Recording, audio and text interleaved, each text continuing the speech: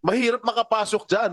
At sino ka para makapasok doon? Yun na nga, bistado itong babae na di umano ay inutusan upang isangkot si dating Pangulong Duterte, Senator Bato de la Rosa, Bongo, na isangkot ito kay Alice Guo. Ang makakapasok lang doon, abogado, kamag-anak, doktor, o opisyal. Ano relasyon mo sa kanya? Doktor ka ba? No. Pari ka ba? O ano ka ba? No, sir. O ano? I don't have. Abogado ka ba? No, sir. Nako, And how did you enter the custodial center? May The nilulutong first script time na naman ito. po na pumasok po kami doon, I was still with IG. Meron kong impormasyon na you are being used para papirmahin si Alice Go ng affidavit na magsuturo na si President Duterte, si Senator Bongo, si Senator Bato ay nasa likod ng pugo. Merong tao ng Malacanang nag-uutos sa'yo. Oh. Meron akong impormasyon. Hindi naman kamag-anak, mas lalong hindi po siya empleyado ng gobyerno. Labas-masok ito sa kulungan ni Alice Guo. So ano pong purpose niya para kausapin itong si Alice Guo? At ito pang matindi mga boss, umamin po ito na government yung nagbabayad sa kanya.